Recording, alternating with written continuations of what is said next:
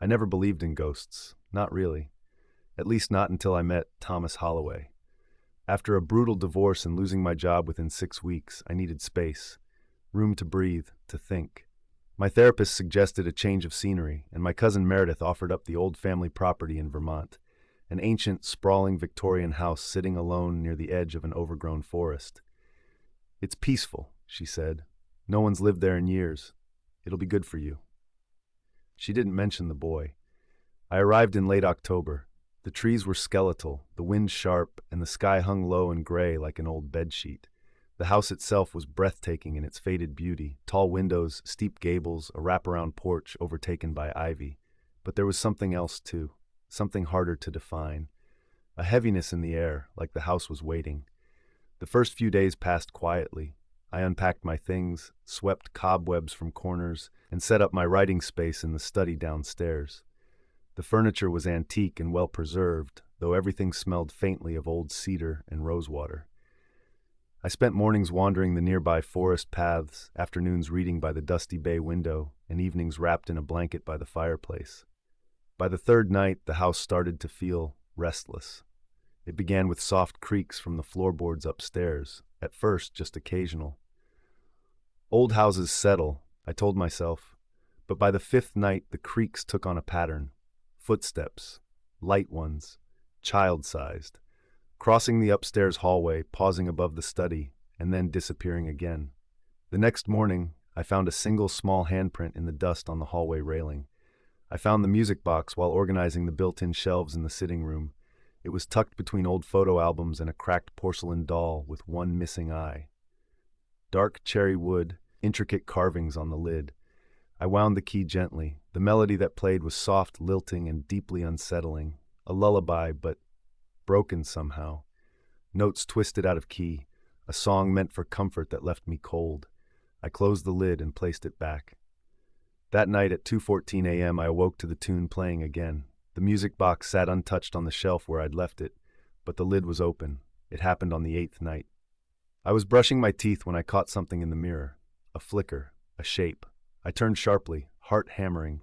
A child. A pale boy stood in the hallway just behind the open bathroom door. Maybe 6 years old, barefoot, clothes out of time, shorts and suspenders, a threadbare button-up.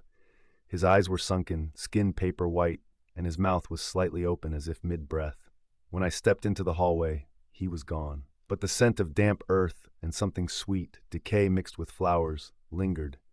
The next day I climbed into the attic, flashlight in hand. It was exactly what you'd expect. Old boxes, crumbling books, cobwebs like drapes. In the corner, beneath a sheet, I found a trunk. Inside, yellowed photographs, brittle children's clothes, and a small stuffed rabbit missing both eyes. One photo caught my attention. A man and woman, stiff in posture, stood behind a small boy. The same face, the same clothes. It was him. On the back, Thomas Holloway, 1935. I dug through town archives later that afternoon, using the spotty Wi-Fi at a nearby library. The search didn't take long. Local child missing, October 27, 1936. Thomas Holloway, age 6, disappeared from the Holloway estate. Last seen playing near the woods. No remains ever found. I stared at the grainy photo of the boy printed alongside the article. That was the child standing in my hallway. Over the next several nights, the activity intensified. Doors creaked open by themselves. Cold spots flared and vanished. The music box played at random. I often woke to the sound of breathing near my bed, slow, shallow, rhythmic. Once I opened the kitchen pantry and found all the canned goods stacked into a perfect pyramid on the floor.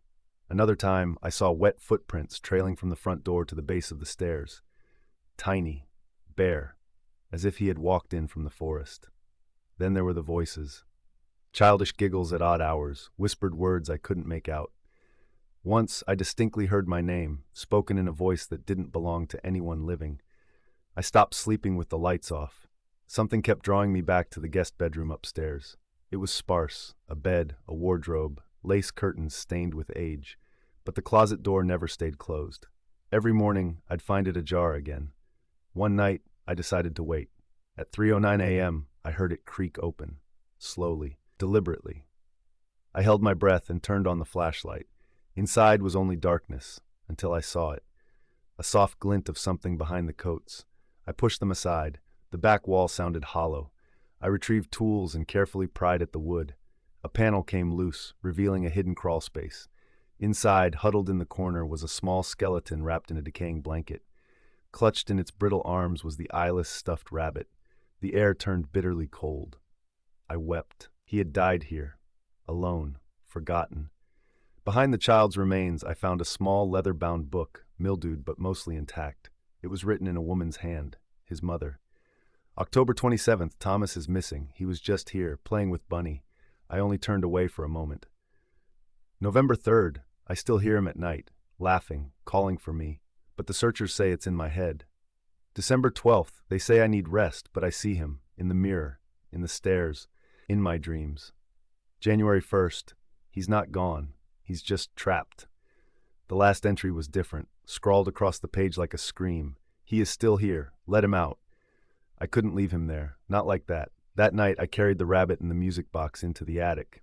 I wound the key and let the song play. The wind outside rose to a scream, slamming shutters, lights flickered. The house vibrated like it was alive. Then I saw him, Thomas. He stood in the attic doorway, pale, hollow-eyed, a faint glow around his form. He stared at the rabbit in my hands. "I'm sorry," I whispered. "I found you." He didn't speak, but tears shimmered down his translucent cheeks. I stepped forward, offering the toy. He reached out, slow, unsure, and took it. As he did, the wind died. The light steadied, the house exhaled, and Thomas vanished in a soft pulse of light. I reported the remains. Authorities exhumed them and confirmed through old family records that they belonged to Thomas Holloway. A formal burial was arranged, attended only by myself, Meredith, and 2 county officials. The house grew quiet. No more footsteps, no more music. But I stayed a few more nights. I had to. The night before I left, I walked through the entire house one last time. In the hallway mirror, I caught a glimpse of something behind me, a flicker of white. When I turned, no one was there. But the music box, left closed on the mantel, was playing. One final time. It's been almost a year now. I sometimes dream of the attic, of small hands reaching through the dark, of cold breath against my cheek. But I no longer feel fear when I think of Thomas. Only sorrow, because I believe he waited all those decades for someone to hear him. Not to haunt, but to be remembered. And I remember.